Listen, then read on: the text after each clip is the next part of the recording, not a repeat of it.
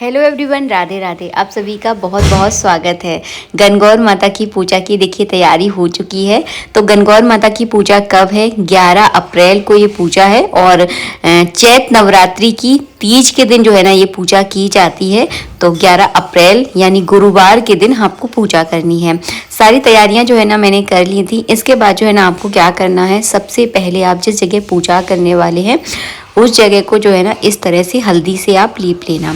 अगर आपके पास गाय का गोबर है तो आप गाय के गोबर से भी जो है ना लीप सकते हैं। तो हम इस तरह से जो है ना एकदम चौकोर लीपना है, गोल नहीं होना चाहिए, टेढ़ा बेढ़ा नहीं होना चाहिए, एकदम चौकोर। पूजा में हमेशा चौकोर ही लीपें। इसके बाद जो है ना थोड़े से चावल या गेहूँ जो है ना चौक के ऊपर ज़रूर रख दें। इसके बाद जो है ना मैंने पटा रख दिया है। पटे के ऊपर जो है ना इस तरह से लाल कलर का आपको कपड़ा बिछाना है। अगर आपके पास लाल कलर का कपड़ा नहीं है तो आप पीले कलर का कपड़ा भी जो है ना यूज़ कर सकते हैं। इसके बाद जो है ना आपको चावलों का आसन देना है। शिव और पार्वती जी के लिए जो है ना आसन दिया जाता है। अगर आपके पास इस तरह की गणगौर माता नहीं है तो केवल आप जो है ना शिव पार्वती जी की भी पूजा कर सकते हैं। तो यहाँ पर जो है ना मैंने दीपक के लिए भी आसन दे दिया है और घी का दीपक जलाया जाता है और भगवान की दाहिनी ओर यानी गौरा माता के दाहिनी ओर जो है ना इस दीपक को आपको रखना है। तो हमारे शिव और पार्वती जो है ना, शिव और गौरा मैया जो है ना गणगौर के रूप में पूजे जाते हैं। तो इनको यहाँ पर मैंने विराजमान कर लिया है। चलिए ये पूजा की जाती है। वैसे तो ये पूजा जो है ना खाना वगैरह बनाने के बाद हमारे यहाँ तो 11-12 बज ही जाते हैं इस पूजा को करते करते। तो आप भी जो है ना इस समय कर सकते हैं। 12 बजे एक अभिजीत मुहूर्त होता है, तो उस समय जो है ना आप इस पूजा को करें। सबसे पहले क्या करना है, आपको दीपक का पूजन करना है। तो रोली चावल लगाकर इस तरह से दीपक का पूजन कर दीजिए। इसके बाद जो है ना शिव और पार्वती का मन में ध्यान करते हुए ना सबसे पहले आपको चावल चढ़ाने हैं। इसके बाद आपको दूबा लेनी है और दूबा से जो है ना 16 बार जल छिड़का जाता है गणगौर माता पर। तो इस तरह से जो है ना 16 बार आप जल छिड़केंगे, फिर 16 बार ही जो है ना दूध के छींटे दिए जाते हैं।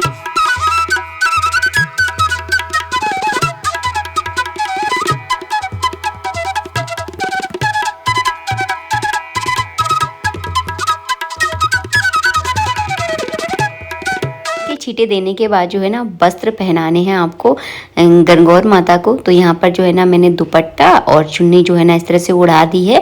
अगर आपके पास पूरे वस्त्र हैं तो उनको पूरे वस्त्र पहनाकर आप अच्छे से सजाएं तो बहुत सुंदर लगते हैं। देखिए हमारी गौरा माता कितनी सुंदर लग रही हैं। तो बहुत आसानी से आपको जो माता की छोटी वाली पोशाकें होती है ना वो आप लेकर आ जाएं और उनको पहना दें, बहुत बढ़िया लगेंगे। तो इस तरह से जो है ना मेरे पास भी माता की पोशाक थी, वो जो है ना मैंने इस तरह से उनको पहना दी है। इसके बाद जो है ना आपको तिलक करना है। तो रोली और चावल से जो है ना गौरा माता को इस तरह से तिलक कर दें। और हाँ, गौरा माता को जो है ना पूरे 16 श्रृंगार करके सजाया जाता है। जैसे कि मैं यहाँ पर बिंदी लगा दूंगी, हल्दी लगाऊंगी, महावर लगाऊंगी, रोली का टीका लगाऊंगी, आप चूड़ी भी पहना सकते हैं, मेहंदी लगा दीजिए। तो इस तरह से जो है ना पूरे 16 श्रृंगार किए जाते हैं। हमारे यहाँ तो जो है ना जो बेसन होता है, बेसन के जो है ना बहुत सारे गहने भी बनाए जाते हैं। तो मैंने आज तो नहीं बनाए हैं क्योंकि आज गणगौर नहीं है, गणगौर तो हमारे यहाँ कल है। लेकिन आप लोगों के लिए जो है ना डेमो की तरह मैं वीडियो बनाकर दिखा रही हूँ। तो उन गहनों से जो है ना गौरा माता को सजाया जाता है। तो इस तरह से जो है ना आपको हल्दी, महावर, मेहंदी, ये तो बहुत ज़रूरी चीज़ें हैं, इनको तो ज़रूर लगाइएगा आप। तो इस तरह से हमने सारा श्रृंगार जो है ना कर दिया है। इत्र भी जो है ना श्रृंगारों में ही आता है। तो हम जो है ना इस तरह से गणगौर माता को इत्र लगा देंगे। इसके बाद जो है ना आप चाहें तो रुई में भी लगा सकते हैं, आप चाहें तो डायरेक्ट इस तरह से लगा सकते हैं। इसके बाद जो है ना इस पूजा को कभी भी खाली झोली नहीं किया जाता। मतलब तो आप अगर साड़ी पहने हैं तो अपने पल्लू में इस तरह से गणगौरा रख लें, जो कि प्रसाद के रूप में बनाए जाते हैं। अगर आपने सूट पहना है तो सूट की चुन्नी में भी आप रख सकते हैं। इसे जो है ना पूजा करते समय अपनी गोदी में रख लें, कभी भी खाली गोदी में पूजा नहीं की जाती। इसके बाद जो है ना आपको क्या करना है, 16 गणगौरा जो है ना गौरा माता मतलब गणगौर माता के लिए आपको निकालना है। तो हमने देखिए 16 गणगौरा जो है ना गौरा माता यानी गणगौर माता के लिए निकाल दिए हैं और 16 गणगौर जो है ना आपको दान के लिए निकालने होते हैं। क्वांटिटी आपको 16-16 ही रखनी है क्योंकि पूजा में जो है ना 16 अंक का ही महत्व है। तो इस तरह से जो है ना अलग अलग जो है ना मैंने रख दिया। आप अलग प्लेट में भी रख सकते हैं, मैंने यही चौकी पर रखी है। अगर आपको चौकी अगर छोटी है, आपकी पटा छोटा है, दिक्कत हो रही है तो आप अलग प्लेट में भी रख दें, लेकिन बस दान के लिए जो है ना निकाल के रख दें। इसके बाद जो है ना इसमें आपको कुछ दक्षिणा भी ज़रूर लगनी है। अब दक्षिणा आप अपनी सुविधा के अनुसार रख लें, जैसे देखिए आपकी श्रद्धा हो। मैंने यहाँ पर 11 रुपये जो है ना दक्षिणा में इस तरह से रख दिए हैं।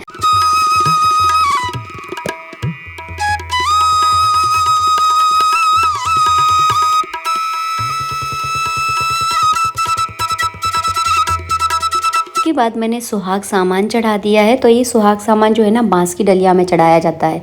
बांस की डलिया में इसलिए चढ़ाया जाता है क्योंकि बांस जो है ना वृद्धि का सूचक है। तो आप बांस की डलिया अगर मिल जाती है तो उसी में सुहाग रखकर जो है ना गणगौर माता पे आप अर्पित करें। इस सुहाग को जो है ना अपनी सास या नंद को जो है ना दिया जाता है, या आपके कोई मानधान है आप उन्हें भी जो है ना दे सकते हैं। इसके बाद मैंने फूल चढ़ा दिए हैं।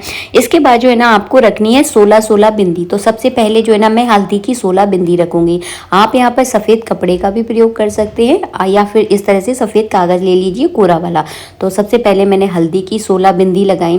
इसके बाद जो है ना आपको लगानी है जो आलता होता है ना, आलते की 16 बिंदी लगानी है। इसके बाद जो है ना आपको लगानी है जो रोली होती है जिसे हम मांग भरते हैं, उसकी बिंदी लगा दीजिए, या फिर जो है ना मेहंदी की आप बिंदी लगा दीजिए। तो इस तरह से जो है ना आपको 16 जो है ना टिपकियाँ रखनी है। ये करना बहुत ज़रूरी होता है। तो यहाँ पर इसके बाद जो है ना मैंने रोली की बिंदियाँ इस तरह से लगा दी हैं। इसके बाद जो है ना लास्ट में लगाऊंगी मैं काजल की बिंदियाँ। तो इस तरह से गोल गोल जो है ना काजल की जो है ना बिंदी लगानी है। 16 बिंदी लगानी है, आपको ध्यान रखिएगा।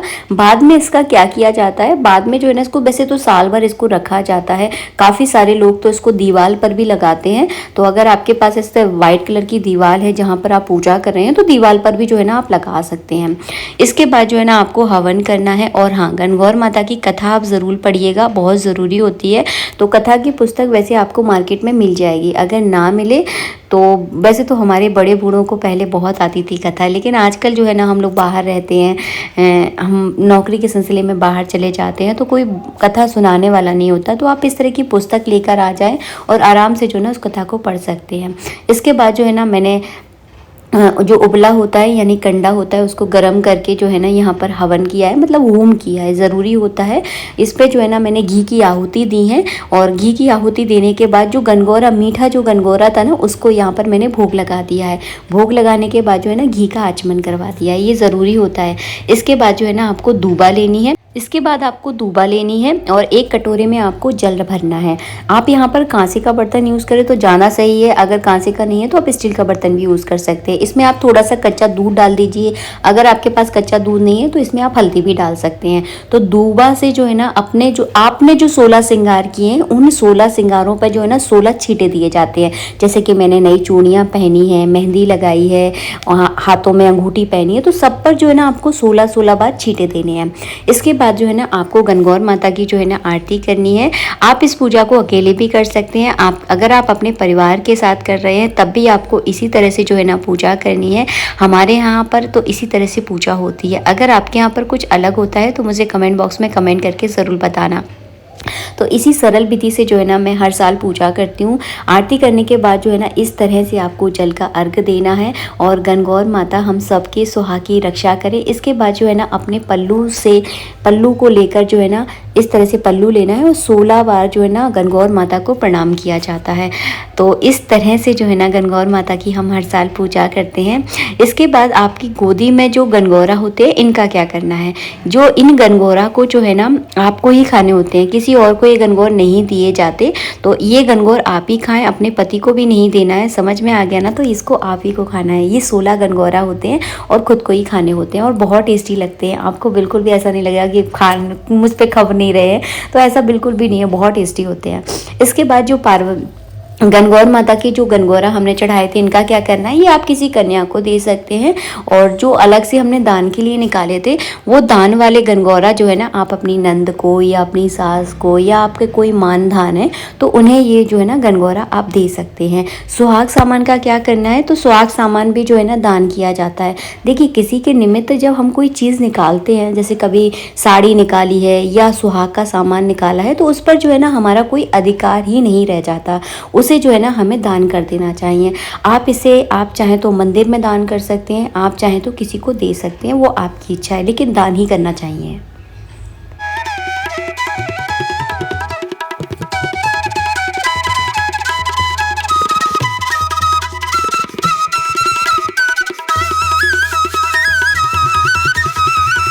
हमारी गणगौर माता आप सबको कैसी लग रही है, मुझे कमेंट बॉक्स में कमेंट करके ज़रूर बताना। और हाँ, अपनी गणगौर माता को एक काजल का टीका ज़रूर लगाइए ताकि कभी किसी की नज़र ना लगे। तो इस तरह से जो है ना आपको पूजा करनी है। बहुत सरल तरीका मैंने आप सबके साथ शेयर किया है। 16 बिंदियाँ लगाना बहुत ज़रूरी हैं, तो इस पूजा में आप 16 बिंदियाँ आप ज़रूर लगाएं। हल्दी, महावर, मेहंदी और रोली, काजल, ये सारी टिपकियाँ जो है ना 16-16 आपको लगानी होती हैं। और हाँ, अपने 16 श्रृंगार पर 16 बार छींटे आप ज़रूर दें, बहुत ज़रूरी होते हैं। तो दूबा का विशेष प्रयोग इसमें किया जाता है। 11 अप्रैल के दिन गणगौर माता की पूजा की जाएगी, तो आप दोपहर में 12 बजे इस पूजा को कर सकते हैं, क्योंकि गणगौर माता की पूजा दोपहर तक ही होती है। अगर आपके यहाँ जल्दी होती है तो आप जल्दी कर सकते हैं। मिलेंगे आप सबसे नेक्स्ट वीडियो में, जब तक के लिए जय श्री राधे मित्रों, राधे राधे।